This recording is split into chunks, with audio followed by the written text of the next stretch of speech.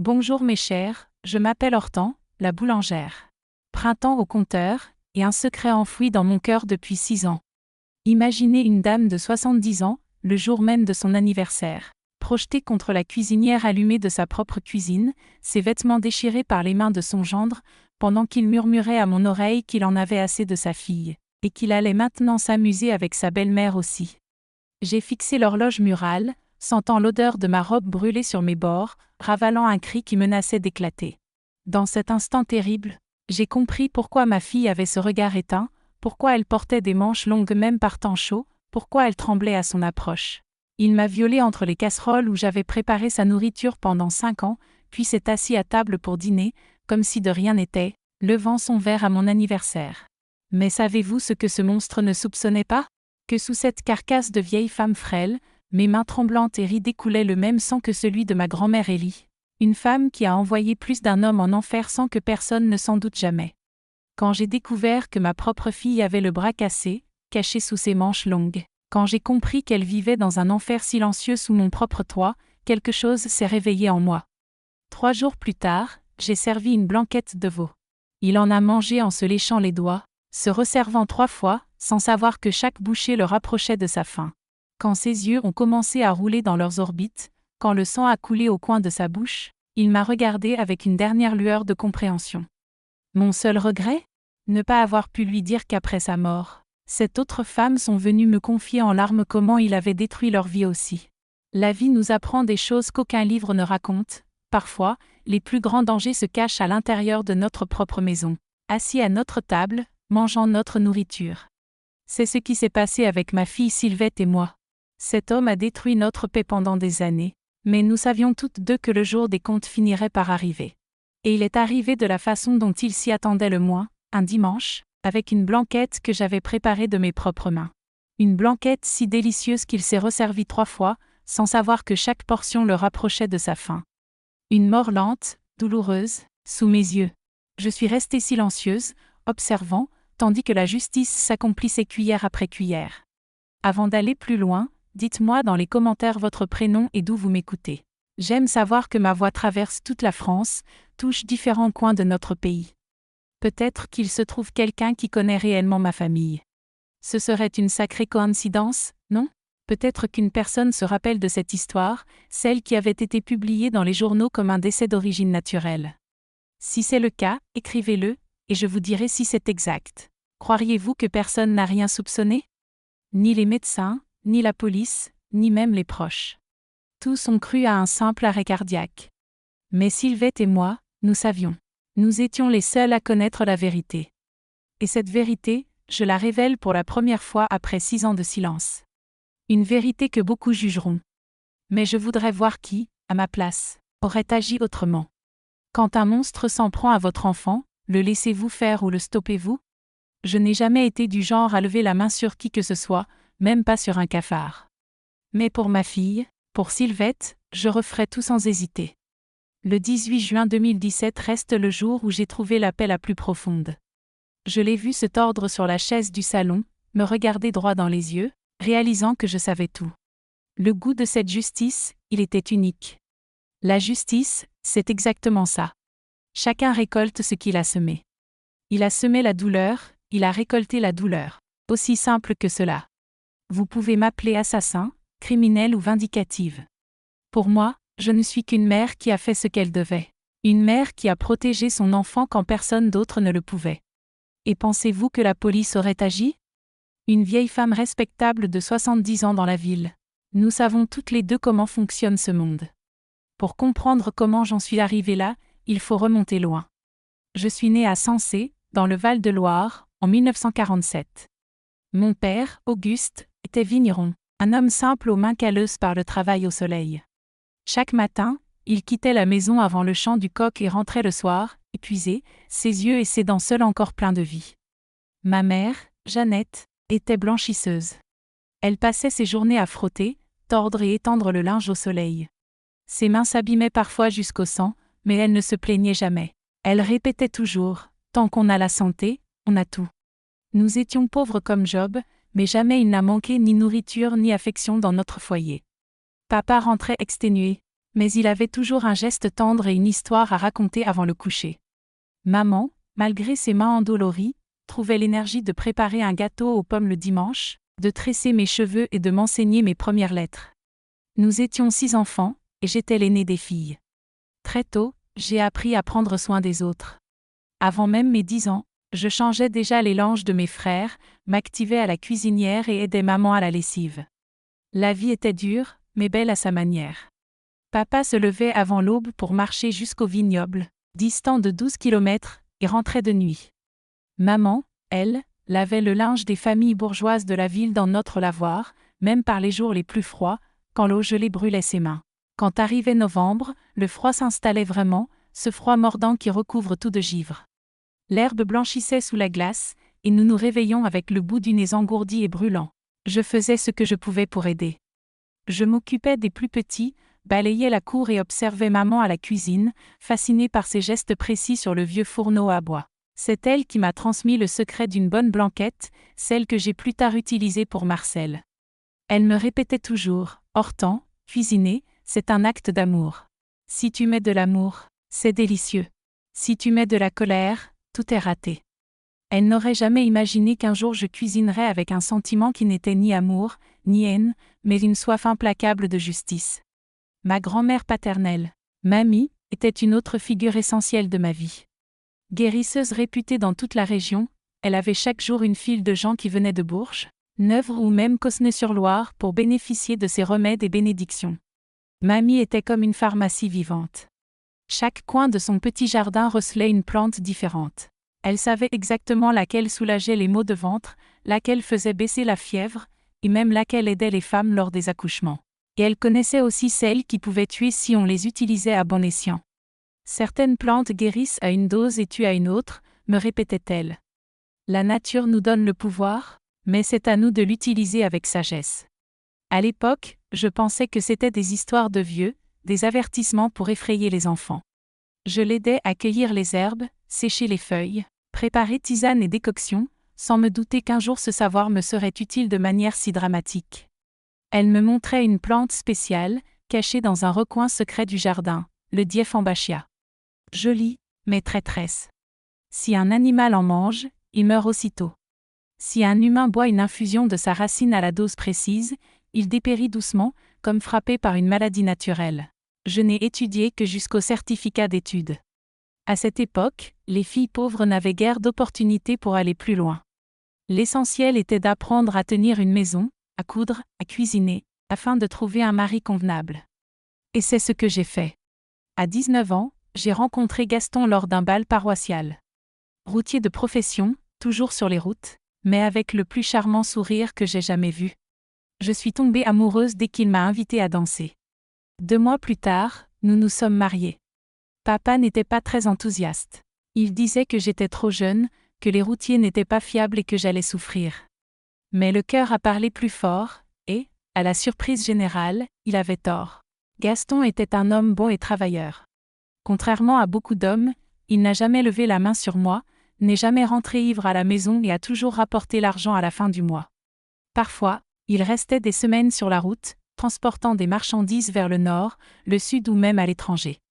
Mais à chaque retour, il ramenait bonheur et petites attentions, cadeaux, histoires de voyage, et un amour qui semblait éternel.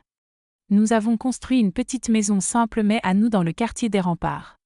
Ce n'était pas un château, mais elle comportait 2 chambres, un salon, une cuisine et un petit jardin où je cultivais mes herbes et mes épices. C'est dans cette maison que nous avons vécu les 30 années les plus heureuses de ma vie. Il m'a fallu presque 5 ans avant de tomber enceinte. Je commençais à désespérer, quand Sylvette a décidé de venir au monde. La grossesse fut difficile. Je passais mes journées entre nausées et tensions élevées. L'accouchement a failli me coûter la vie. Une hémorragie sévère, transfusion nécessaire, tout le tintouin. Mais quand on a posé ce petit corps en pleurs dans mes bras, toutes les peurs et les douleurs se sont envolées. C'était la plus belle petite fille que j'ai jamais vue. Ses cheveux noirs comme son père, son visage délicat comme le mien. Gaston bavait tellement de bonheur qu'on aurait dit que c'était lui qui avait accouché. Ma petite princesse, disait-il, et c'est ainsi qu'elle a grandi, choyée, protégée, la princesse de papa. Sylvette était studieuse, tout le contraire de moi. Toujours un livre en main, un cahier plein de bonnes notes, des professeurs qui ne cessaient de la complimenter.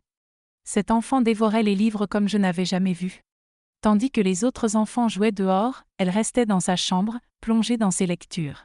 Gaston veillait à ce qu'elle étudie. Il ne voulait pas la voir peiner comme ses parents avaient dû le faire. « Ma fille sera médecin », répétait-il, fier. Et Sylvette partageait ce rêve, décidée à devenir médecin. Tout semblait parfait jusqu'au jour où le destin nous a frappés. C'était un dimanche comme les autres. Gaston venait de revenir d'un de ses voyages. Il se reposait dans le salon, captivé par un match de l'ASM Clermont à la télévision. Il était passionné par cette équipe, un drapeau accroché au mur en témoignait. Moi, j'étais dans la cuisine, en train de préparer le déjeuner dominical, cette blanquette qu'il adorait. Soudain, un bruit étrange m'a fait lever la tête. Quand j'ai accouru au salon, je l'ai trouvé étendu par terre, la main sur la poitrine, le visage crispé par la douleur. Ses yeux, mon Dieu, ses yeux ouverts de terreur. Je n'oublierai jamais cette expression. J'ai appelé les secours, hurlé, prié Dieu, mais rien n'y a fait. À l'arrivée de l'ambulance, il était déjà parti. Une crise cardiaque foudroyante, ont dit les médecins. Il n'avait que 61 ans, fort, en pleine santé, jamais fumeur, juste une petite bière le week-end. Comment un homme comme lui pouvait-il disparaître si soudainement ? Notre vie s'est effondrée. Du jour au lendemain, je me suis retrouvée veuve, et Sylvette avait perdu le père qu'elle adorait. Elle n'avait que 20 ans à l'époque. Elle préparait son baccalauréat avec tout son cœur. Le rêve de devenir médecin s'était effondré. Sans l'aide de son père, impossible de financer ses études. La pension de réversion que nous percevions suffisait à peine à couvrir les charges du quotidien. J'ai tenté de me débrouiller, vendre des plats cuisinés, faire des ménages, mais à presque 60 ans, les portes ne s'ouvraient plus si facilement.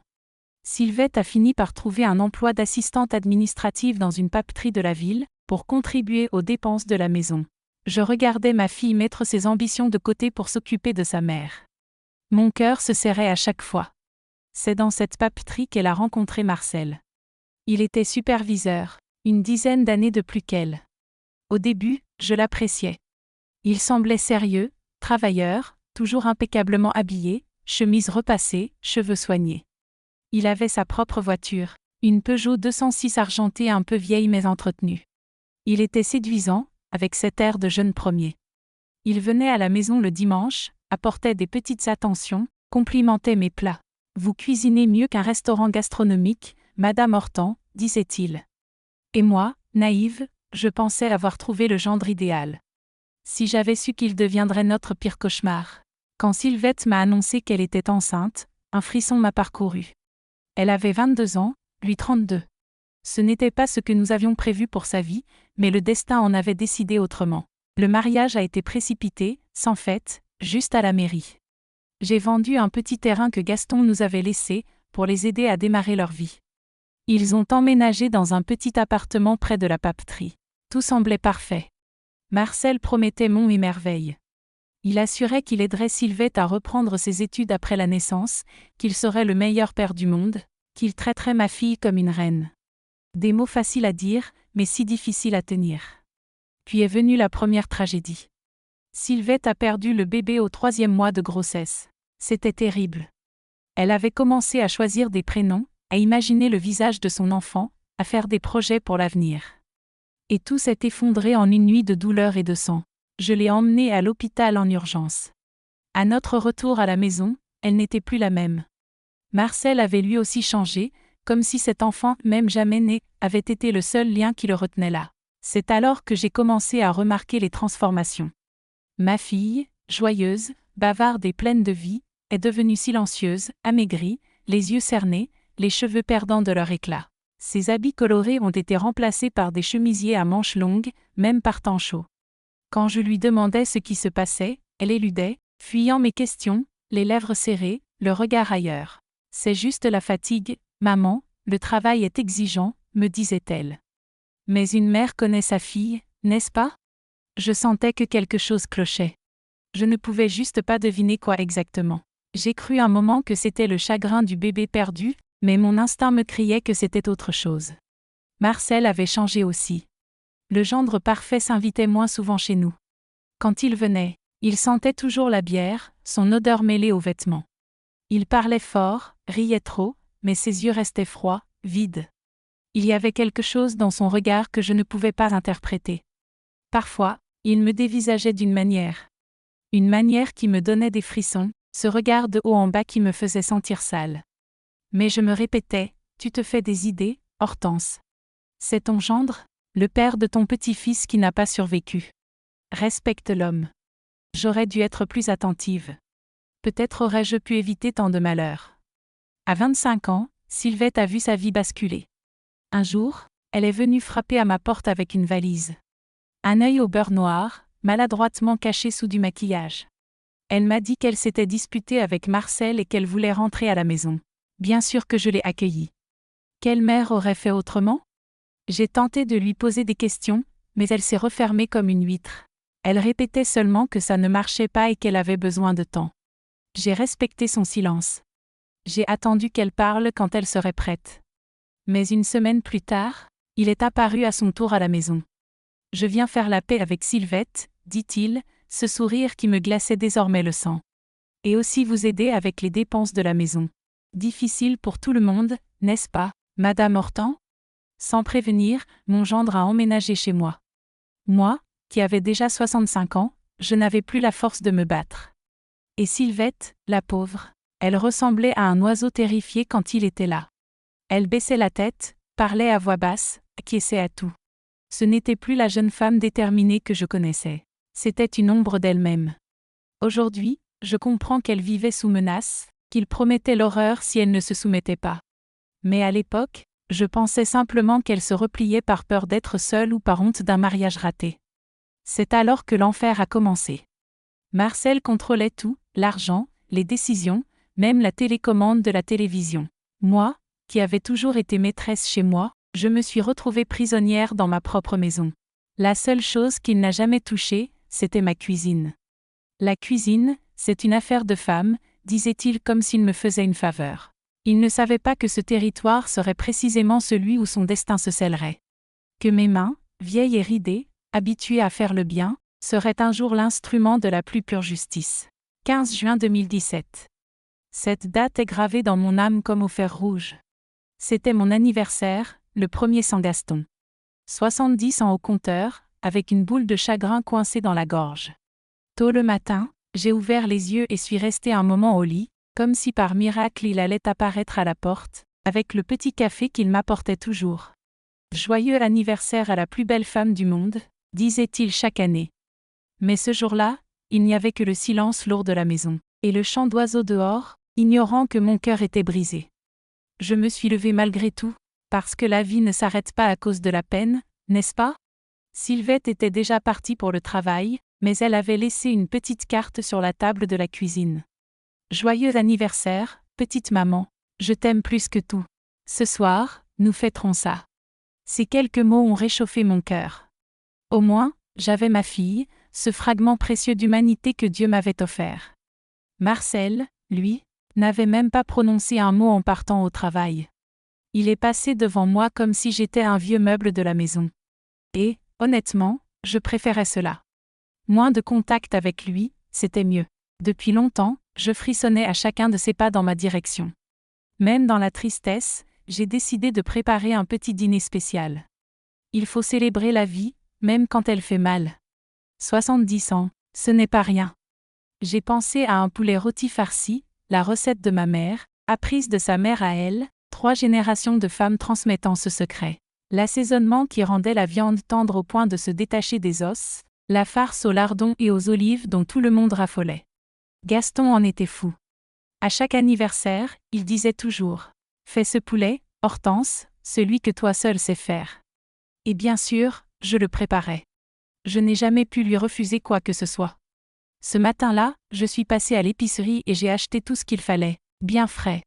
Un poulet fermier savoureux, du lard fumé de première qualité, des oignons, de l'ail, des poivrons, des olives. Je n'ai pas fait d'économie, c'était mon anniversaire, je le méritais. De retour à la maison, j'ai commencé la préparation avec tout mon soin et mon amour. D'abord, l'assaisonnement du poulet, sel, poivre, ail écrasé, oignons finement hachés, paprika pour la couleur, Citron pour adoucir l'odeur forte. Je l'ai laissé mariner dans de la bière, comme ma mère me l'avait enseigné. La bière rend la viande tendre, me disait-elle. C'est le secret des grandes cuisinières, et elle avait raison. Ma cuisine était mon sanctuaire dans cette maison, le seul endroit où je me sentais encore maîtresse de moi-même depuis que Marcel y avait emménagé. Les murs de la cuisine étaient d'un jaune doux, une teinte que j'avais choisie moi-même pour apporter un peu de soleil et de gaieté. Une fenêtre donnait sur le jardin, ornée de petits rideaux à fleurs que j'avais cousus. La cuisinière, vieille mais impeccable, trônait dans un coin. La table en bois, au centre, portait les traces des années passées, chaque rayure racontait un chapitre de notre vie familiale. C'est là que j'avais préparé les purées pour Sylvette quand elle était bébé, c'est là que nous avions fêté tant d'anniversaires, là où Gaston savourait son café chaque matin avant de prendre la route. Cette cuisine contenait notre histoire, nos souvenirs, nos odeurs. Vers midi, le parfum de la cuisine commençait déjà à se répandre dans toute la maison. Le poulet était au four et je préparais la farce.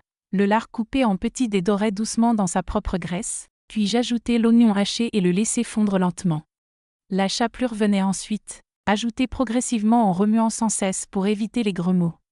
Le secret de ma farce, ne jamais cesser de remuer, et ajouter un peu de beurre à la fin pour rendre le tout plus savoureux. L'odeur qui se dégageait donnait l'eau à la bouche. Tout semblait normal, un jour ordinaire, un anniversaire heureux. Sylvette est rentrée vers 5 heures. Elle s'est dirigée directement vers moi et m'a enlacée, puis m'a tendu un petit paquet, une paire de boucles d'oreilles dorées avec une pierre bleue. Elles ont la couleur de tes yeux, maman, dit-elle. J'étais si émue que j'ai failli pleurer. Malgré tout ce qu'elle avait traversé, ma fille n'avait pas oublié mon anniversaire. J'ai rangé les boucles d'oreilles avec soin et promis de les porter pour le dîner. Elle est restée avec moi pour finaliser les préparatifs. Elle a coupé la salade, dressé la table avec la nappe en crochet réservée aux occasions spéciales, et même disposé un petit vase avec des fleurs du jardin au centre. C'était si bon de l'avoir près de moi, à bavarder, à rire. Pendant quelques heures, j'ai presque oublié la tristesse. Tout était presque prêt quand elle s'est frappé le front. « Maman, j'ai oublié d'acheter le vin. Je cours à l'épicerie avant qu'elle ne ferme, je reviens vite. » Je n'ai même pas eu le temps de lui dire que ce n'était pas nécessaire, qu'il y avait du jus dans le réfrigérateur. Elle était déjà partie, le portail claquant derrière elle. Plus tard, je me suis demandé si ce n'était pas le destin qui orchestrait tout, si cela ne devait pas se dérouler exactement ainsi. Parfois, Dieu permet le mal pour qu'un plus grand bien advienne, ou du moins, c'est ce que j'essaie de croire pour ne pas sombrer dans le souvenir de ce qui allait suivre. Je suis restée là, à finir de mettre en place le repas. Le poulet était parfaitement doré à l'extérieur, juteux à l'intérieur. La farce, reposant dans sa casserole, avait la consistance idéale, ni trop sèche, ni trop compacte. J'avais préparé une salade de laitue, tomates et concombres, un riz léger à l'ail et aux herbes, et en dessert, un flan au caramel que j'avais fait la veille. Même une table de fête n'aurait pas offert un menu plus parfait. Je fredonnais doucement une chanson que Gaston aimait, m'imaginant qu'il me voyait quelque part et souriait. Puis j'ai entendu la porte d'entrée s'ouvrir. J'ai pensé que c'était Sylvette de retour, mais les pas étaient différents, plus lourds, plus lents. C'était Marcel. D'ordinaire, il rentrait après 7 heures. Mais ce jour-là, pour une raison que je ne comprenais pas, il était là plus tôt. Je ne l'avais même pas entendu entrer dans la cuisine. J'ai simplement senti sa présence derrière moi. Quand je me suis retournée, il se tenait là, dans l'embrasure de la porte, me fixant d'un regard étrange, pesant. Il tenait une petite boîte dans ses mains, enveloppée dans un papier froissé. « Bonsoir, Madame Hortan », dit-il avec un petit sourire aux lèvres. Je voulais apporter un petit cadeau. Après tout, ce n'est pas tous les jours que l'on a 70 ans, n'est-ce pas? J'avoue que j'ai été surprise.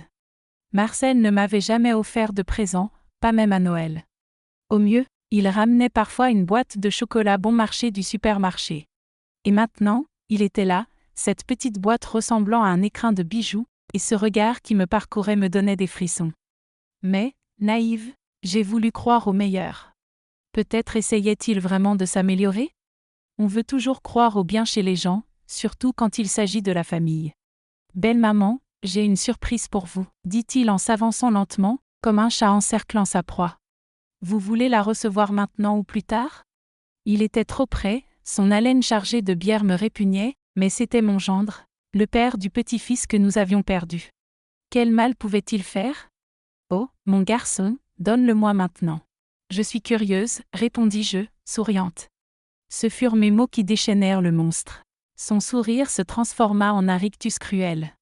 Soudain, ce n'était plus Marcel. Ses yeux, noirs comme des puits, brillaient d'une lueur inquiétante. Sa bouche se tordit en un sourire malsain. Ah, belle maman. Curieuse, vous êtes curieuse, dit-il d'une voix sourde, venue des profondeurs. Vous voulez le recevoir tout de suite? Vous êtes impatiente, n'est-ce pas? La boîte tomba à terre, oubliée. Il me saisit le bras avec force et me tira contre lui. Depuis combien de temps me provoquez-vous? À vous promener ainsi dans la maison, à me regarder de cette manière? Je pensais que vous ne demanderiez jamais directement, murmura-t-il. J'étais figée par l'horreur. Moi, une veuve de 70 ans, provoquant le mari de ma fille? C'était insensé. J'ai essayé de me dégager, de le repousser, mais il était bien plus fort que moi. Il me plaqua contre la cuisinière, si près du feu que je sentis la chaleur brûler ma peau à travers ma robe. « Arrête! Tu es fou » criai-je, tentant de me libérer. Il éclata d'un rire qui n'avait rien d'humain. Les 8 minutes qui suivirent, 8 minutes exactes, je le sais parce que je n'ai jamais lâché l'horloge du regard, furent l'enfer sur terre. Là, dans ma cuisine jaune, avec l'odeur du poulet rôti flottant dans l'air, près de la cuisinière où j'avais tant cuisiné avec amour, ce monstre m'a violée. Il a déchiré ma robe, m'a blessée, humiliée, me lançant des mots horribles, des noms que je n'avais jamais entendus, même dans les vignobles de mon père. Il disait que je l'avais provoqué, que j'attendais que Sylvette sorte pour que nous soyons seuls. Je n'ai pas crié. Je ne sais comment j'ai pu ne pas crier. Peut-être par honte, peur, ou parce que je savais que personne ne viendrait. Peut-être aussi parce qu'au fond, je planifiais déjà ce que je ferais ensuite. L'horloge marquait chaque seconde de cette torture. 8 minutes, 480 secondes, une éternité. 8 minutes qui ont changé ma vie pour toujours. Ces minutes avaient scellé son destin, bien qu'il ne le sache pas encore. Quand enfin c'était terminé, il rajusta ses vêtements comme si rien ne s'était passé. J'étais étendue sur le sol de la cuisine, tremblante, ressentant une douleur que je n'avais jamais imaginée possible. Pas seulement dans le corps, mais dans l'âme. Une douleur qui dépassait le physique, qui atteignait des endroits insoupçonnés, profonds. Marcel se pencha, approcha son visage tout près du mien et dit, d'une voix glaciale, « Si vous le dites à Sylvette, je vous tue toutes les deux. Je l'ai déjà fait avant et je peux le refaire. Personne ne croira une vieille folle de toute façon. » Il ramassa la petite boîte, la glissa dans sa poche et sortit de la cuisine, flottant comme si tout était normal. Je restais là, étendue, incapable de bouger. Le temps n'existait plus. Minute ou heure, je ne sais pas. Quand j'entendis enfin le portail claquer, signe que Sylvette revenait, je bondis. Je ne pouvais pas laisser ma fille me voir ainsi. Je ne pouvais pas la mettre en danger. Je courus à la salle de bain, me laver comme je pus, changer de vêtements et appliquer de la poudre sur mon visage pour cacher les traces de larmes et de doigts. Dans le miroir, une étrangère me regardait, une femme de 70 ans aux yeux morts, mais prête à feindre que tout allait bien, pour Sylvette, uniquement pour elle. Quand je retournai à la cuisine, Sylvette était déjà là, rangeant les bouteilles de vin dans le réfrigérateur. J'ai tardé parce qu'il y avait la queue, maman, dit-elle, à peine regardant autour d'elle. Le poulet sent merveilleusement bon.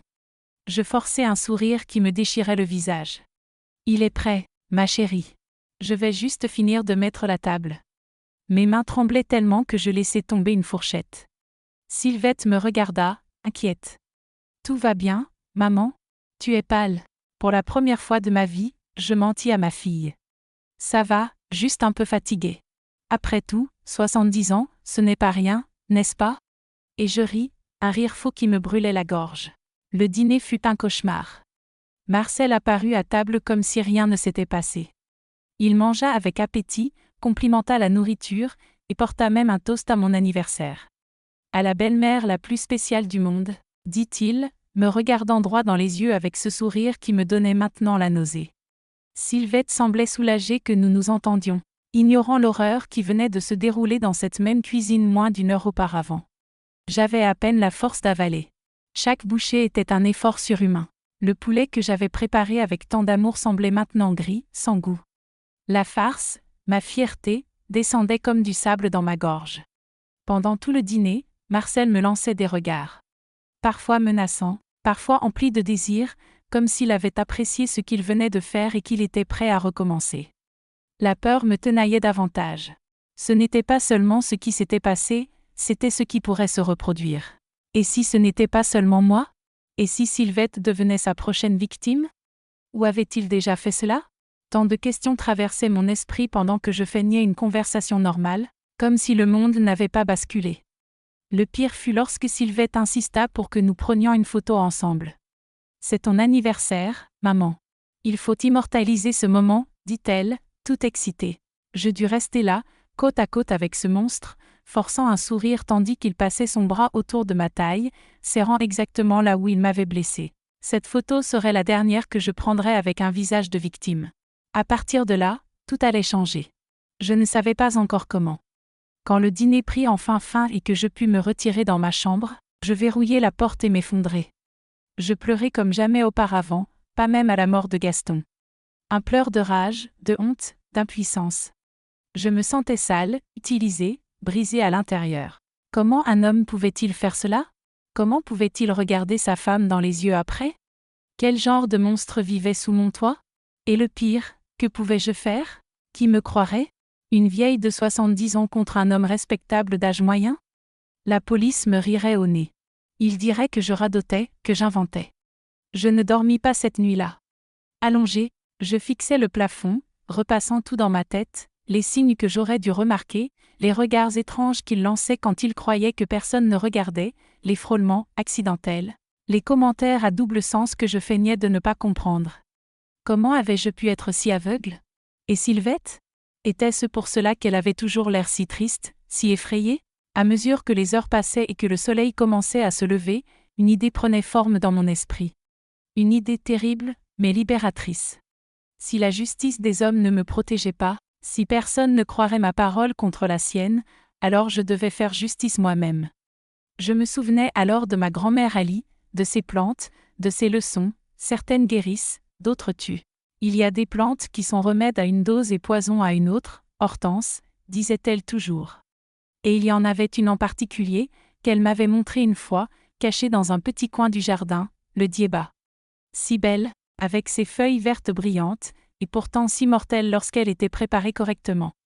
Le jour s'était levé, et dans mon esprit, un plan commençait à se dessiner. Ce ne serait ni ce jour-là ni le lendemain.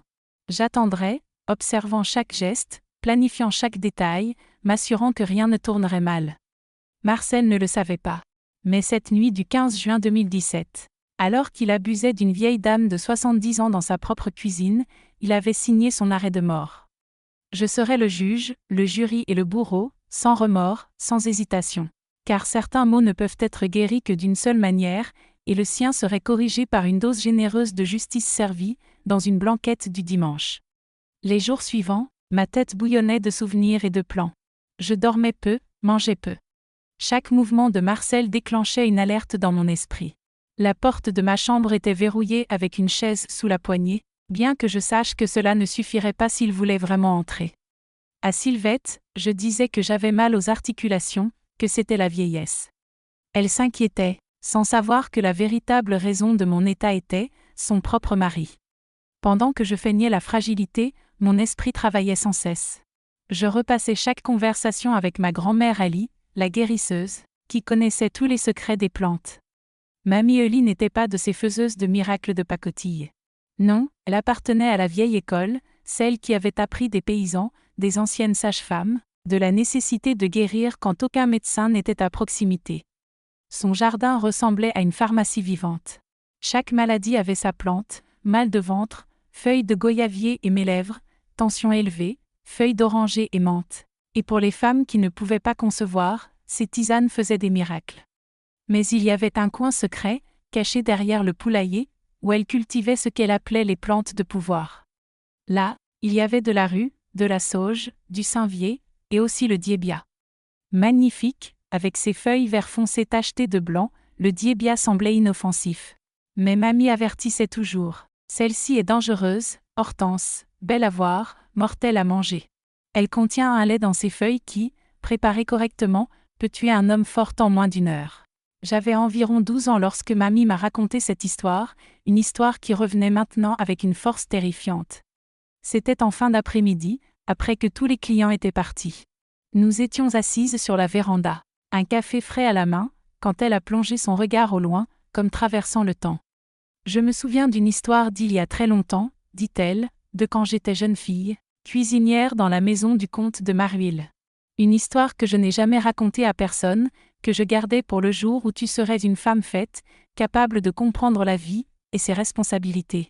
Le comte de Marhuil possédait la moitié de la région, domaines, commerce, banque, un homme puissant et cruel. Il aimait abuser des domestiques, des jeunes filles sans défense, généralement issues de familles pauvres. Mamie, alors cuisinière, voyait la souffrance des filles. Les larmes, les marques, les bébés perdus à cause des coups reçus lorsqu'elle résistait. Un jour, elle se souvient d'une jeune fille, Joséphine, 14 ans, belle comme un jour de mai. Le comte la jeta sous sa domination. Elle ne supporta pas l'horreur de ce qu'il lui fit, elle se jeta dans le puits du domaine et mourut noyée. Mamie avait les larmes aux yeux en racontant cela, des années plus tard. C'est ce jour-là que j'ai compris, il était temps de rendre justice. Mamie m'expliqua comment elle avait cueilli le diébia sous la lune décroissante, quand le poison était le plus concentré dans les feuilles. Comment elle l'avait séché lentement au four, réduit en une poudre fine, qu'elle avait mélangée dans le café du comte, dose après dose, augmentant progressivement. Personne n'a soupçonné quoi que ce soit, dit-elle, la lueur de ses yeux étranges et vive. L'homme est devenu jaune, faible, vomissait. Le médecin disait que c'était une maladie. Quand il est mort, tout le monde croyait à la fatalité. Mais moi, je l'avais envoyé en enfer. Là où il aurait dû être depuis toujours. Ce souvenir de cette histoire me fit frissonner, mais me donna aussi une certitude. Si ma grand-mère avait rendu justice elle-même quand la loi ne protégeait pas les jeunes filles pauvres, pourquoi ne pourrais-je pas faire de même? Marcel n'était pas différent du comte de Marhuil. Un monstre déguisé en humain, abusant de son pouvoir sur les femmes vulnérables. À 60 ans passés, je me retrouvais face au même dilemme que mamie, accepter le mal, ou l'éliminer à la racine. La décision était prise. Il ne me restait plus qu'à trouver la plante appropriée. Je n'avais pas de diébia dans mon jardin. Gaston n'avait jamais permis que j'en cultive, trop dangereux avec un enfant à la maison. Mais je savais qui en avait, Mathilde Desjardins, ma voisine d'en face, une petite vieille veuve comme moi, passionnée de plantes ornementales. Son jardin ressemblait à un véritable musée botanique. Et dans un coin du fond, j'avais déjà repéré les feuilles vertes tachetées de blanc du diébia. Il me suffisait de trouver une excuse pour en obtenir quelques feuilles sans éveiller de soupçons. Le 16 juin, le lendemain de mon anniversaire et de l'horreur que j'avais vécue, j'ai frappé à sa porte, apportant un morceau du gâteau restant. Voisine, je voulais apporter un morceau de mon gâteau d'anniversaire. Vous n'avez pas pu venir, mais je voulais partager un peu de la fête. Elle était ravie et m'a invitée à entrer pour un café. Pendant que nous parlions du temps, des douleurs de l'âge et du prix du gaz, j'ai doucement orienté la conversation vers ces plantes. Quel beau jardin, Madame Desjardins. Vous avez vraiment la main verte. Regardez celle-ci, quelle belle feuille. Comme prévu, cela a fonctionné à merveille. Personne n'aime plus parler de ces plantes qu'une passionnée. Elle m'a montré chaque espèce, expliquant comment elle prenait soin de chacune. Quand nous sommes arrivés près du diébia, j'ai lâché ma phrase préparée. Celle-ci est si belle. Savez-vous que j'ai lu dans un magazine qu'elle aide à chasser le mauvais œil? J'aimerais en avoir quelques feuilles pour un petit rituel que ma grand-mère m'a enseigné. Pourriez-vous m'en donner 2 ou 3? Madame Desjardins, un peu superstitieuse, trouva l'idée excellente, bien sûr, Hortense. Et si vous en avez besoin de plus, il suffit de demander. Je suis rentrée chez moi avec 5 grandes feuilles de diébia, soigneusement enveloppées dans un vieux journal. Je les ai rangées au fond du tiroir à mouchoirs, l'endroit parfait où personne ne fouillerait jamais.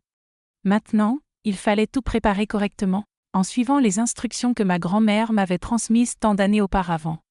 J'ai attendu que la maison soit vide, Marcel au travail, Sylvette sortie faire des courses. D'abord, j'ai découpé les feuilles en fines lanières, prenant soin de ne jamais laisser le lait toxique toucher ma peau. J'ai enfilé de vieux gants en caoutchouc, ceux que j'utilisais pour la lessive. Les lanières ont été étalées sur une plaque à pâtisserie, et j'ai allumé le four à la température la plus basse possible. Le séchage serait lent, il fallait de la patience. De temps en temps, j'ouvrais le four pour remuer les feuilles, veillant à ce qu'elles sèchent uniformément. L'odeur était subtile, presque imperceptible, mais j'ai ouvert les fenêtres, prétextant la chaleur étouffante pour toute personne qui aurait pu demander. Après environ 3 heures, les feuilles étaient parfaitement sèches et cassantes, exactement comme il fallait. Je les ai laissées refroidir complètement avant de les mettre dans un petit sac en papier que j'ai caché dans mon mortier en pierre au faux fond, là où je gardais mes objets importants. Le jour suivant, le 17 juin, j'ai repris la préparation dès que j'ai eu une nouvelle occasion d'être seule. J'ai sorti les feuilles séchées et les ai broyées très soigneusement dans le mortier, jusqu'à obtenir une poudre fine, presque impalpable. La couleur était d'un gris pâle, et je savais qu'il fallait absolument la protéger de l'humidité. Ma grand-mère m'avait averti que si la poudre s'humidifiait, elle dégageait une odeur caractéristique qui pourrait trahir sa présence dans la nourriture.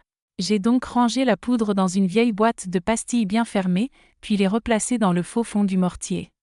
Pendant que je préparais ce poison, mon esprit ne cessait de tourner, planifiant avec soin comment l'utiliser.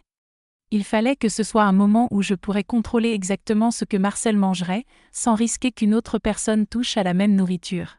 Le repas devait être quelque chose qu'il aimait, qu'il dévorerait avec appétit. Et il fallait qu'un malaise soudain paraisse naturel, attribuable à des causes communes. L'idée m'est venue, un déjeuner dominical, une blanquette comme il les aimait. Tant d'ingrédients, tant de saveurs, parfait pour masquer tout goût étrange. Et tout le monde sait qu'un repas lourd peut rendre malade, surtout accompagné de bière, qu'il buvait toujours en quantité.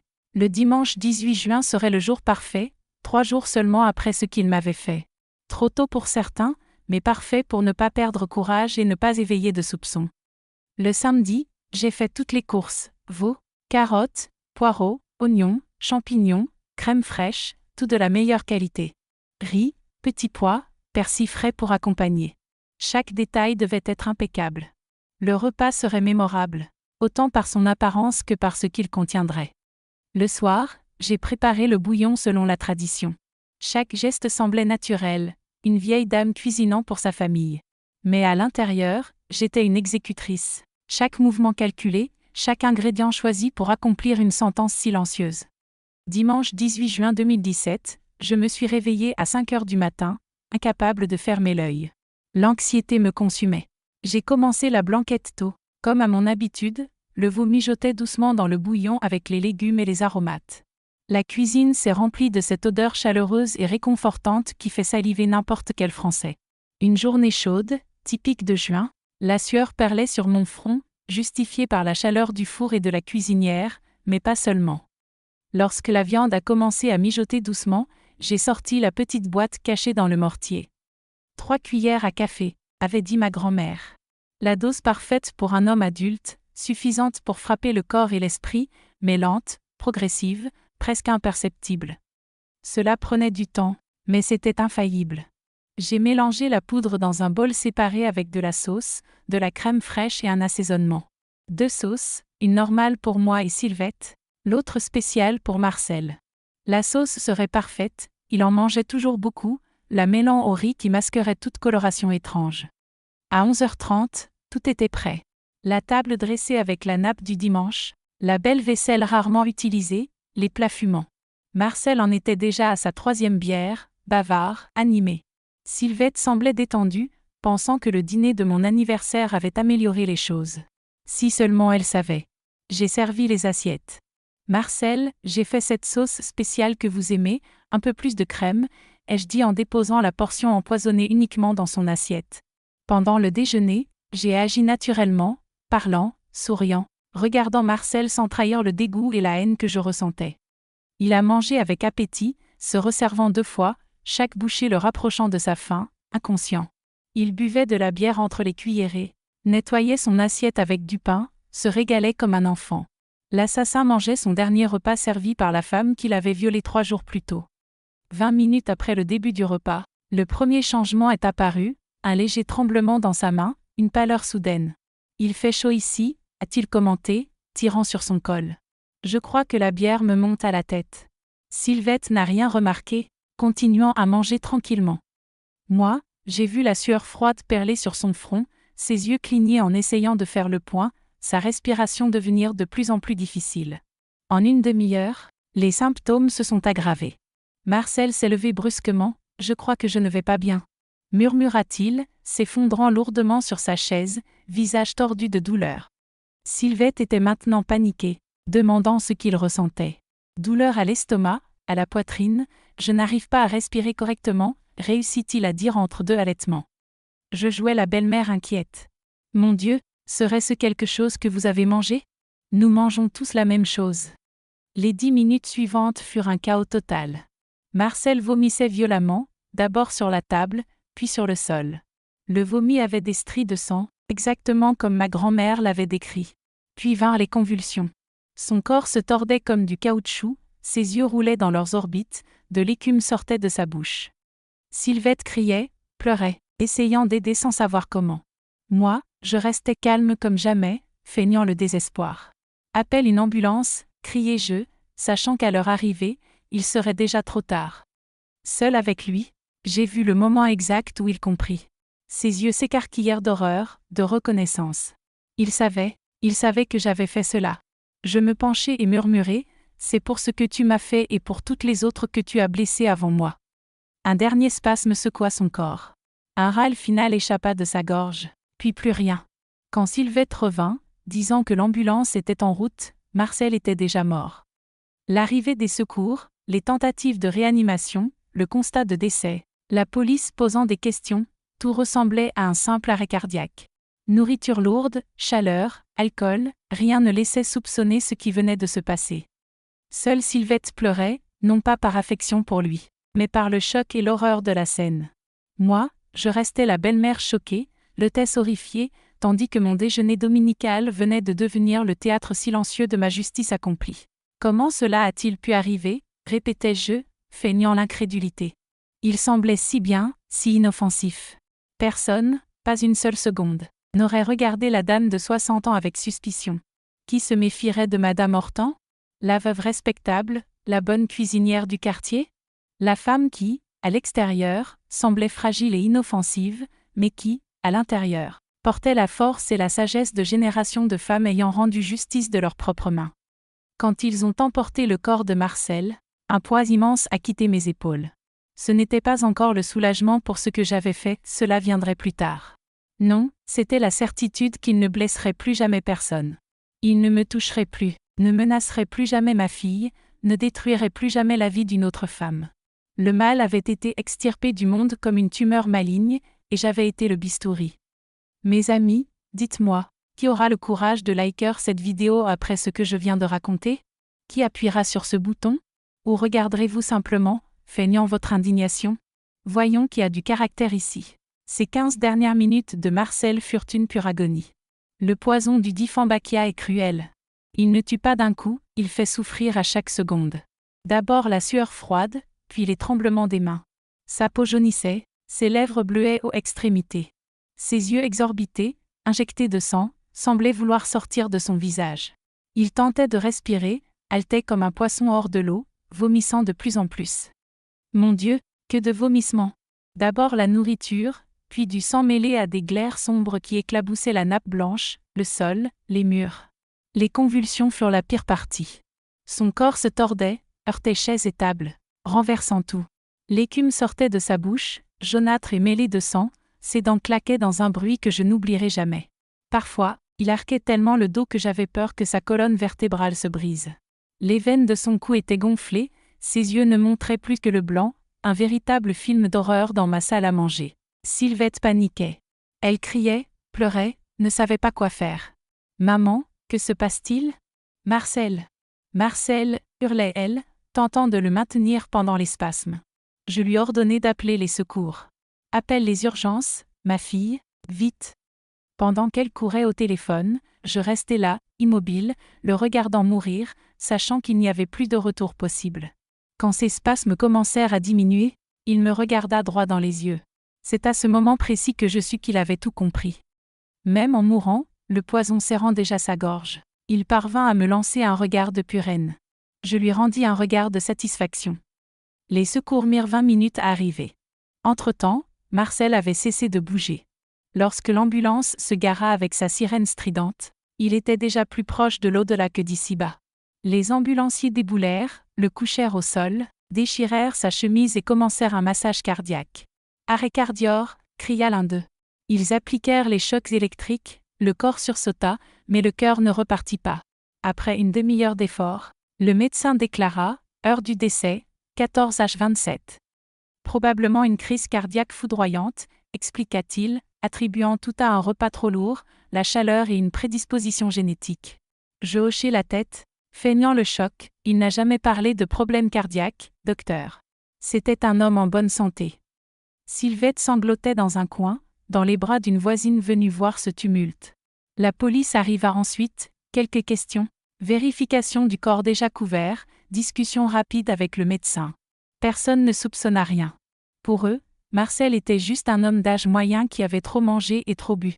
Mon oncle est mort de la même façon après un repas dominical, commenta un policier en haussant les épaules. En moins de 15 minutes, ils emportèrent le corps vers l'institut médico-légal. Tout paraissait normal. Pendant ce temps, je jouais à la perfection la belle-mère sous le choc. Mes mains tremblaient au bon moment, ma voix se brisait quand je répondais aux questions. J'avais même forcé quelques larmes pour compléter le théâtre. Comment est-ce possible? Mon Dieu! Il allait si bien, encore si jeune. De temps en temps, j'enlaçais Sylvette, qui pleurait pour de vrai, inconsciente de ce que j'avais réellement fait. Pas par amour pour son mari, j'ai compris plus tard, mais par l'horreur de voir quelqu'un mourir ainsi devant elle. Une voisine m'avait même tendu un calmant, pensant que j'allais m'évanouir de chagrin. Je l'ai avalé avec un peu d'eau, remercié pour sa gentillesse, et poursuivi mon numéro. La veillée funèbre fut fixée au lundi 19 juin. La famille de Marcel insista pour la maison funéraire la plus chère de la ville, un cercueil de première qualité, des fleurs importées, tout ce qu'il y avait de mieux. Dieu merci, car nous avions à peine de quoi faire les courses du mois.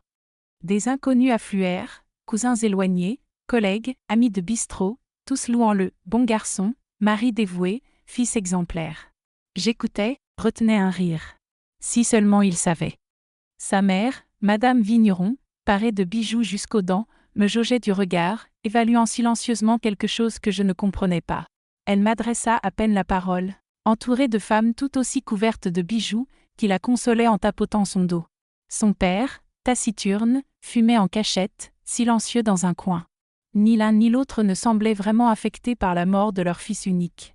Le lendemain matin, alors que le corps était prêt pour l'enterrement, je me retrouvai seule avec Sylvette. Nous nous assîmes sur un banc en bois dans le jardin de la maison funéraire, buvant un café fade. Ma fille, épuisée, les cernes profonds, le regard perdu, semblait flotter hors du temps. Ma fille, ça va? Lançai-je doucement. Question stupide, mais je devais commencer quelque part. Elle esquissa un triste sourire.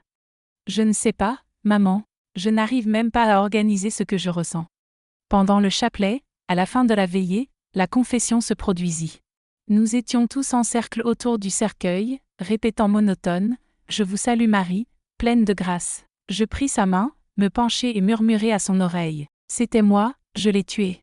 Elle se figea un instant, les yeux rivés sur le cercueil, sans se tourner, sans geste brusque, serrant simplement ma main. Nous continuâmes à prier comme si rien ne s'était passé. Ce n'est qu'après l'enterrement, de retour à la maison, que nous pûmes enfin parler. Sylvette verrouilla toutes les portes, ferma toutes les fenêtres, comme si quelqu'un pouvait nous entendre. Nous nous assîmes à la même table où Marcel était mort moins de 48 heures plus tôt. « Maman » murmura-t-elle, la voix brisée, presque inaudible. « Qu'est-ce que tu voulais dire à la veillée? Comment l'as-tu tué ?» Je pris une longue inspiration et racontai tout. L'agression dans la cuisine, le jour de mon anniversaire. Le plan avec le Difenia, la sauce empoisonnée. Chaque détail, sans trembler. Si ma propre fille voulait me dénoncer après cela, qu'il en soit ainsi. J'avais fait ce que je devais. Sa réaction me surprit. Pas d'horreur. Pas de dégoût. Pas de peur. Juste un soulagement immense. Puis, comme un barrage qui cède après des années de retenue, Sylvette s'effondra. Elle pleura comme jamais je ne l'avais vue pleurer. Ses sanglots si violents que j'eus peur qu'elle ne s'évanouisse. Entre ses larmes, ce fut son tour de confesser. Maman, il me battait depuis le premier mois de notre mariage. Il me violait presque tous les jours. Il me menaçait, disait qu'il me tuerait si je le disais à quelqu'un, et qu'il te ferait du mal aussi. Chaque mot de Sylvette me transperçait comme un coup de poignard dans le cœur de mère. Comment ai-je pu ne pas voir? Comment ai-je pu ignorer la souffrance de ma propre fille? Elle raconta tout, cette nuit-là, sans omettre un détail. Comment Marcel l'avait mise enceinte délibérément pour l'obliger au mariage. Comment, après la perte du bébé, il s'était enivré de plus en plus, la blâmant pour sa fausse couche. Comment il l'agressait pour n'importe quelle raison, une assiette trop froide, une maison en désordre, un simple regard dans la rue. Il m'a cassé le bras une fois, confessa-t-elle, montrant une vilaine cicatrice sur le coude. À l'hôpital, il a dit que j'étais tombée dans les escaliers. Et il m'a menacé, si je parlais, il reviendrait finir le travail. 5 années d'un mariage devenu enfer, un cauchemar dont elle ne pouvait se réveiller. Mais le pire restait cette prison invisible qu'il avait construite autour d'elle. Il avait des photos, maman, des photos de moi blessée, à moitié nue, dans des positions humiliantes. Disait qu'il les montrerait à tout le monde, qu'il les enverrait à mon patron, les posterait sur Internet. Il disait qu'il ferait de moi la risée de la ville, que je ne trouverais jamais plus de travail, que tout le monde se moquerait de moi. Et ce n'était pas tout. Marcel menaçait même de s'en prendre à moi si Sylvette essayait de s'enfuir. « Je m'occuperai de ta petite maman comme je m'occupe de toi », disait-il. Mon estomac se nouait rien qu'à imaginer qu'il avait déjà prévu tout cela, bien avant ce jour fatidique dans la cuisine. Nous sommes restés à parler jusqu'à l'aube, 2 femmes enfin libres de dire la vérité. Nous nous sommes embrassés, avons pleuré ensemble. Nous nous sommes excusés de ne pas avoir remarqué plus tôt, de ne pas avoir parlé. Nous ne cacherons plus jamais rien l'une à l'autre, ai-je promis, tenant ses mains entre les miennes. Pour la première fois depuis des années, j'ai vu ma fille sourire sincèrement. Fatiguée, marquée par la douleur, mais sincère. Là, à ce moment-là, nous avons commencé à guérir. Et tout cela parce qu'un monstre avait cessé de respirer. Mais l'histoire ne s'est pas arrêtée là. Dans les jours qui ont suivi l'enterrement, des choses étranges ont commencé à se produire. D'abord, un appel téléphonique. Une jeune femme pleurait à l'autre bout du fil, demandant Sylvette. C'était une ancienne collègue, Léonie, qui avait quitté la papeterie 1 an plus tôt. « J'ai appris que ton mari est mort. Je dois te dire quelque chose. » Elle raconta qu'elle avait été harcelée par Marcel pendant des mois, jusqu'à ce qu'un jour, seule dans la salle des archives, il l'attaque. « Je n'en ai jamais parlé, » expliqua-t-elle, il menaçait de me licencier. J'étais mère célibataire. J'avais besoin de ce travail. Sylvette écouta en silence, remerciant Léonie pour son courage. Ce n'était pas la première révélation, et ce ne serait pas la dernière. Ensuite vint Émilie, une voisine venue présenter ses condoléances, mais en réalité pour se confier. Mon mari voyage beaucoup, et chaque fois, Marcel apparaissait avec une excuse, un tuyau qui fuyait, une ampoule grillée. Il a essayé de me forcer 3 fois. La dernière fois, il a réussi.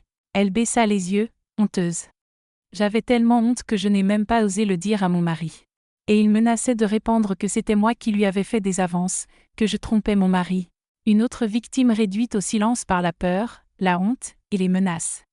En l'espace de 2 semaines, cette autre femme contactèrent Sylvette pour raconter des histoires similaires. La plus jeune n'avait que 15 ans, fille du concierge de l'immeuble où Marcel avait travaillé avant la papeterie. La plus âgée, 45 ans, cliente d'une banque où il détenait un compte. Toutes suivaient le même schéma, harcèlement initial, agression physique, puis menace pour maintenir le silence. Certaines victimes avaient été violées, d'autres avaient échappé de justesse. Mais toutes portaient les cicatrices émotionnelles laissées par ce prédateur qui se faisait passer pour un homme respectable. L'histoire la plus choquante est venue de sa propre cousine, Juliette, une jeune femme d'une 30aine d'années, qui est apparue à notre porte lors d'une nuit pluvieuse. Ça a commencé quand j'avais 12 ans et lui 16, dit-elle en fixant le sol du salon. C'était toujours lors des déjeuners de famille ou des fêtes d'anniversaire. Il l'emmenait dans la chambre du fond, prétendant vouloir lui montrer un nouveau jouet. Juliette raconta comment les abus avaient continué pendant des années et comment elle avait tenté d'en parler à ses oncles et tantes, les parents de Marcel, sans jamais être crue. Tante Vigneron disait que j'inventais, que j'étais jalouse des cadeaux qu'il recevait. Oncle Vigneron m'a giflée, m'a traitée de menteuse, affirmant que je voulais détruire la famille. Juliette cessa définitivement de fréquenter les déjeuners du dimanche et rompit tout lien avec cette partie de la famille. Ce n'est qu'à l'annonce de la mort de Marcel qu'elle sentit le besoin de parler. C'est Juliette qui nous révéla le pire, sa famille savait tout. Non seulement des abus commis sur elle, mais aussi d'autres accusations qui avaient surgi au fil des années. Selon elle, ils avaient payé pour étouffer au moins 3 affaires dont elle avait eu connaissance, une à l'école où il avait étudié, une autre dans une entreprise où il avait travaillé, et un 3e cas impliquant la fille d'un politicien local.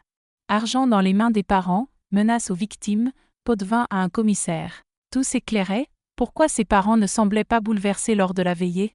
Peut-être étaient-ils soulagés de ne plus avoir à couvrir les crimes de leur fils. Sylvette voulait porter toutes ces histoires à la police. Même avec Marcel mort, les victimes méritaient justice, ou au moins une reconnaissance officielle de leur souffrance. Mais la réalité la frappa vite. Lorsqu'elle s'adressa au commissaire de la ville, Monsieur Bonnet, elle fut accueillie avec méfiance. « Votre mari est mort de cause naturelle, madame. Pourquoi remuer cela maintenant? Cela entacherait sa mémoire et causerait plus de douleur à la famille. Et ces femmes qui apparaissent après coup? Que veulent-elles? De l'argent, de la notoriété? » Rien ne changea ses convictions, elle ne réclamait rien de matériel, juste d'être entendue. Mais l'affaire fut classée officiellement comme mort naturelle, sans aucun indice de crime. La ville réagit de manière divisée lorsque les histoires commencèrent à circuler. Certains croyaient les victimes, principalement d'autres femmes, qui, sans avoir été attaquées par Marcel, reconnaissaient le schéma et comprenaient comment fonctionnait ce type de prédateur. Mais beaucoup de gens défendaient encore le « bon garçon » qui ne pouvait plus se défendre. On salit sa mémoire, disait-il. Pauvre famille, la douleur de perdre leur fils ne suffit-elle pas? Les victimes furent traitées d'opportunistes, de menteuses, de femmes à la réputation douteuse.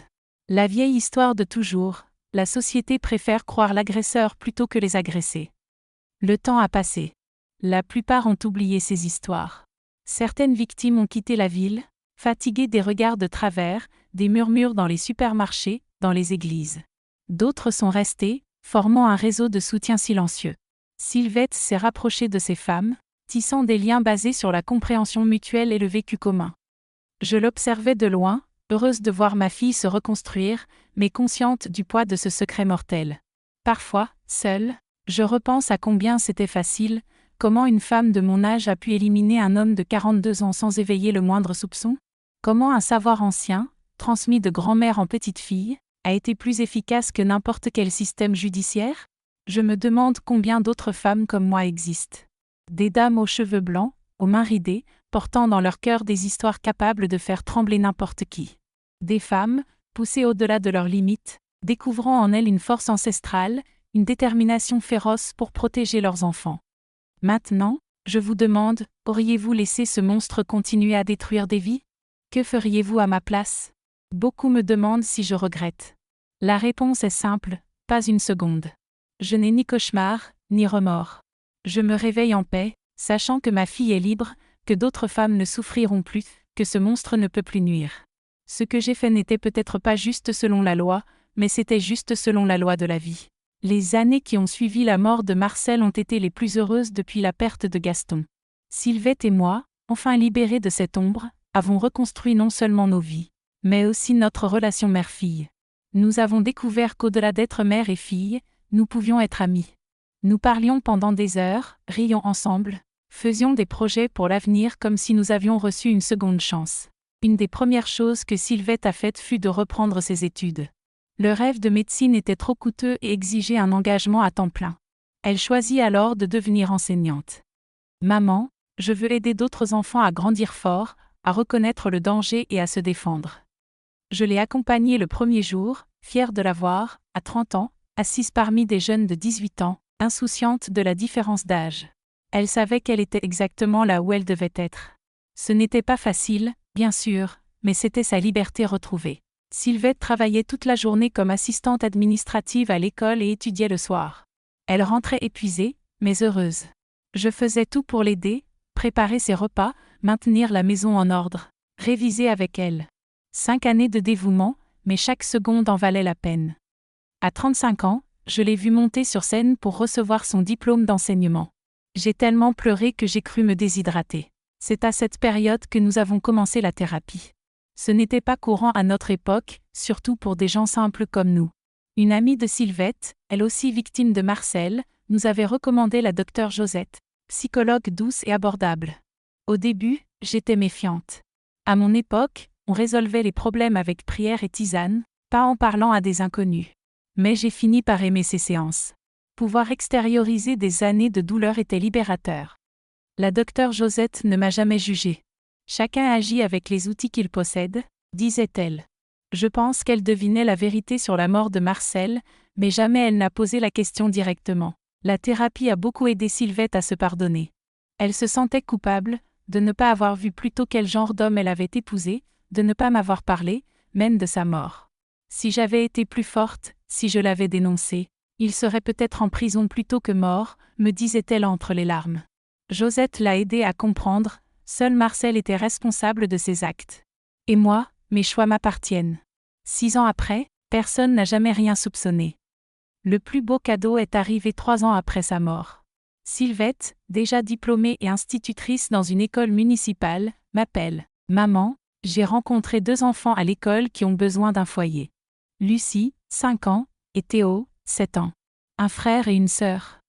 Leur mère était morte d'un cancer, leur père avait disparu. Ils étaient dans un foyer, risquant d'être séparés à tout moment. » Les yeux de Sylvette brillaient d'une manière que je n'avais pas vue depuis des années. Je pense à les adopter tous les 2. Qu'en pensais-je ? Je trouvais ça merveilleux. J'avais perdu l'espoir d'être grand-mère, et soudain, j'allais avoir 2 petits-enfants en même temps. Mais ma fille, tu es célibataire, tu travailles toute la journée. Comment vas-tu t'occuper de 2 enfants ? Sa réponse m'a rempli de fierté. Avec ton aide, maman, nous sommes une famille, n'est-ce pas ? Nous les élèverons ensemble. Et c'est exactement ce que nous avons fait. Le processus d'adoption a duré presque 1 an, entretien, visite de l'assistante sociale, paperasse sans fin. Mais le jour où le juge a donné son coup de marteau, déclarant Sylvette officiellement mère de Lucie et Théo, ce fut le jour le plus heureux de nos vies. La maison s'est remplie de rires, de disputes fraternelles, de pleurs pour un genou écorché. Des dessins couvraient le réfrigérateur, des jouets jonchaient le salon, les devoirs traînaient sur la table de la cuisine. Moi, à 73 ans, je me sentais rajeunie. Je les accompagnais à l'école, préparais le déjeuner, racontais des histoires avant le coucher. Être grand-mère à plein temps était un bonheur que je savourais à chaque minute. Voir Sylvette devenir mère était un émerveillement. Elle savait être ferme quand il le fallait, affectueuse et patiente comme je ne l'avais jamais été. Lucie et Théo avaient beaucoup souffert, surtout Théo, qui se souvenait de sa mère biologique. Mais avec de l'amour, du temps et de longues discussions, ils ont commencé à guérir. L'amour est arrivé pour Sylvette quand elle s'y attendait le moins. Lors d'une réunion parents-professeurs à l'école où elle travaillait, elle a rencontré Philippe, le père d'un de ses élèves. Veuf, sa femme étant morte en donnant naissance à leur fils, le petit Louis, il cherchait des conseils sur l'éducation d'un enfant seul. Sylvette partageait ses expériences avec Lucie et Théo. Puis vinrent les cafés après les réunions, les promenades au parc avec les enfants, les dîners chez nous. Philippe était différent de tous les hommes que Sylvette avait connus, gentil, respectueux, attentif. Pédiatre de profession, il avait la patience de ceux qui travaillent avec les enfants toute la journée. Au début, Sylvette avait peur. Après tout ce qu'elle avait vécu avec Marcel, l'idée de s'impliquer avec un autre homme la terrifiait. Et s'il change une fois que nous serons ensemble ? Et si tout n'était que feinte ? Me demandait-elle. Je comprenais sa peur, mais je voyais aussi ses yeux briller quand elle parlait de Philippe. Ma fille, nous ne pouvons pas laisser un monstre détruire notre capacité d'aimer. Vas-y doucement, observe, suis ton cœur, mais ne le ferme pas à cause du passé. La docteure Josette a beaucoup aidé dans ce processus, donnant à Sylvette les outils pour reconnaître une relation saine. Ce furent 2 ans de fréquentation. Philippe n'a jamais rien précipité, respectant son rythme, gagnant la confiance des enfants et la mienne aussi. Quand il a demandé Sylvette en mariage, il a tenu à obtenir ma bénédiction d'abord, non par machisme, mais par respect. Je me souviens de lui, assis dans ma cuisine, nerveux comme un adolescent, faisant tourner sa tasse de café entre ses mains. « Madame Hortan, vous savez combien j'aime votre fille et ses enfants. Je veux prendre soin d'eux pour le reste de ma vie. Être un bon mari, un bon père. Me feriez-vous l'honneur d'avoir votre fille comme épouse ?» J'ai pleuré, je l'ai embrassée et j'ai dit « Prends bien soin d'elle, mon fils. Elle mérite tout le bonheur du monde. » Le mariage fut simple mais beau, dans le jardin de notre maison. Sylvette avait 38 ans, rayonnante dans une robe bleu clair. Elle ne voulait pas de blanc, disant que c'était sa seconde chance et qu'elle méritait quelque chose de différent. Philippe avait amené Louis, qui appelait déjà Sylvette « tante-maman ». Lucie était demoiselle d'honneur, jetant des pétales de rose, et Théo portait les alliances, tout fier dans son premier costume. Moi, j'ai accompagné ma fille, la conduisant jusqu'à l'hôtel improvisé où un pasteur ami de la famille attendait. Quand j'ai placé sa main dans celle de Philippe, j'ai murmuré « Sois heureuse, Ma petite, tu le mérites.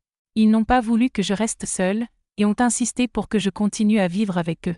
La maison était assez grande, avec une petite chambre juste pour moi à l'arrière, près de la cuisine que j'aimais tant. Je pouvais avoir mon intimité tout en étant proche de la famille. Et quelle belle famille nous sommes devenus! 5 personnes réunies par le destin, guérissant les blessures les unes des autres. Philippe a légalement adopté Lucie et Théo, qui portent maintenant son nom de famille. Sylvette est devenue la mère de Louis comme s'il avait toujours été le sien. Quant à moi, j'ai gagné non pas un, mais 3 petits-enfants à gâter, plus un gendre qui me respecte vraiment. La vie était enfin en ordre. Sylvette et moi avons commencé à regarder au-delà de notre propre famille. Toutes ces femmes qui nous avaient contactées après la mort de Marcel, ces victimes qui n'avaient jamais obtenu justice, portaient encore leurs blessures. Un jour, en parlant avec Léonie, l'ancienne collègue de Sylvette qui avait aussi été attaquée par Marcel, l'idée de créer un groupe de soutien est née. Il n'y a rien dans la ville pour des femmes comme nous, a dit Léonie. Nous souffrons en silence parce que nous n'avons pas d'endroit où parler. Sylvette, avec sa formation en pédagogie et sa propre expérience, a trouvé l'idée parfaite. Nous avons commencé par de petites réunions chez nous, une fois par semaine. Au début, il n'y avait que 5 femmes, toutes victimes de Marcel. Nous nous asseyions en cercle dans le salon, buvions du thé, partagions histoire et larmes. Ce n'était pas une thérapie officielle, mais c'était un espace sûr où personne n'était jugé ni discrédité. Peu à peu, de nouvelles femmes ont commencé à se joindre à nous. Certaines venaient par l'intermédiaire d'amis, d'autres grâce aux recommandations de la docteure Josette. Et il y avait celles qui avaient simplement entendu parler du groupe par le bouche à oreille dans la ville. Toutes n'avaient pas traversé le même type de violence, mais chacune cherchait ce lieu pour panser ses blessures. Nous avons nommé notre groupe les Marguerites, car cette fleur, fragile en apparence, sait survivre dans les endroits les plus durs, même à travers le bitume. Rapidement, notre salon est devenu trop petit pour accueillir tout le monde. L'Église méthodiste a alors accepté de nous prêter une salle plus spacieuse, sans rien exiger en retour. Sylvette a pris naturellement le rôle de coordinatrice, mettant à profit sa formation en pédagogie pour organiser les réunions. Quant à moi, je restais plutôt en retrait, préparant le thé et les collations, veillant à accueillir les femmes venues timidement pour la première fois. Avec le temps, certaines plus âgées ont commencé à me chercher spécifiquement. « Madame Hortan, votre expérience a une valeur particulière, me disait-elle. Elle me demandait de raconter comment j'avais survécu à tout cela et comment je restais si solide. Alors, je me suis mise à partager ce que la vie m'avait enseigné, les leçons tirées de mon parcours difficile, en évitant soigneusement de révéler ce qui était réellement arrivé à Marcel. Certaines de ces leçons sont devenues presque des mantras au sein du groupe. Je répétais souvent que le silence ne protège personne et ne sert qu'à faciliter le pouvoir de l'agresseur. Je le disais surtout aux plus jeunes, leur montrant que si Sylvette et moi avions parlé plus tôt, tant de souffrances auraient pu être évitées. Une mère qui aime vraiment son enfant le défend avec toute la force qu'elle peut trouver. Je regardais droit dans les yeux des mères du groupe, souvent rattrapées par la culpabilité de ne pas avoir protégé leurs enfants. Il n'est jamais trop tard pour protéger, soutenir et croire. Je leur expliquais que les plantes peuvent autant guérir que nuire, selon celui qui les utilise. C'est ce que je leur montrais lors de mes petits cours sur les herbes médicinales. J'avais commencé à enseigner comment préparer des tisanes apaisantes, des onguents cicatrisants ou des bains d'herbes pour chasser les mauvaises énergies. Jamais je n'ai révélé le côté secret des plantes. Ce savoir est mort avec ma grand-mère et moi. La justice des hommes est lente, hésitante. La justice d'une mère, elle, ne faillit jamais. Je le disais souvent sur un ton de plaisanterie, et les femmes riaient, sans se douter à quel point c'était vrai pour moi. Beaucoup avaient déjà tenté la voie officielle, plainte, procès, ordonnance de protection, et savaient combien le système trahit souvent les femmes. Il n'est jamais trop tard pour recommencer, même à 70 ans. J'étais la preuve vivante que la vie peut repartir à tout âge. À 70 ans, alors que beaucoup pensent que tout est terminé, la mienne reprenait souffle. Je redevenais mère pour ma fille, grand-mère de 3 enfants merveilleux, confidente et conseillère pour des dizaines de femmes. L'impact de notre travail sur la communauté a dépassé tout ce que nous avions imaginé. D'autres familles ont commencé à parler ouvertement des abus cachés derrière les portes closes. Les mères ont enfin cru leurs filles lorsqu'elles signalaient des comportements suspects d'oncles, de beaux-pères ou de voisins. Des écoles ont invité Sylvette à donner des conférences sur les signes d'abus et la manière de protéger les enfants. Même l'Église, qui au début nous regardait avec méfiance, estimant que nous étions simplement un groupe de femmes venues médire des hommes, a fini par reconnaître l'importance de notre action et offrir son soutien. Moi, qui autrefois n'étais que la veuve de Gaston ou la belle-mère de Marcel, j'étais désormais connue comme Madame Hortan aux herbes, ou Madame Hortan du groupe des femmes. Dans la rue, les gens me saluaient, me demandaient conseil, amenaient leurs filles et petites-filles pour me rencontrer. « Parle avec Madame Hortan, elle comprend », disait-il. C'était étrange et réconfortant à la fois. À 77 ans, j'avais trouvé un rôle et un but que je n'avais jamais imaginé. Mes petits-enfants sont ma plus grande joie. Lucie, 11 ans, ressemble à Sylvette au même âge, déterminée, studieuse et pleine de projets. Théo, 13 ans, calme et observateur, possède un talent impressionnant pour le dessin. Louis, 14 ans, veille sur les plus jeunes, attentif et protecteur. Tous m'appellent Mamie Hortan et disent que je fais le meilleur gâteau du monde. Ce sont des enfants heureux et équilibrés, élevés dans l'amour et le respect, comme tout enfant devrait l'être. Ma routine est désormais paisible et remplie de sens. Je me lève tôt, prépare le petit déjeuner, aide les enfants à se préparer pour l'école. Ensuite, je m'occupe de mon jardin où je plante un peu de tout, sauf le Dieffenbachia. Celui-là, je ne le cultive plus. 3 fois par semaine, je me rends au groupe des Marguerites, qui compte aujourd'hui plus de 50 participantes régulières.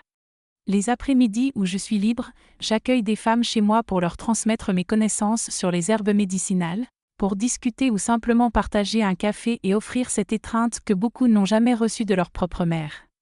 Quand je repense à tout ce que j'ai traversé, un mélange de douleur et de gratitude m'envahit. Douleur pour la souffrance, les pertes, les années de bonheur volées.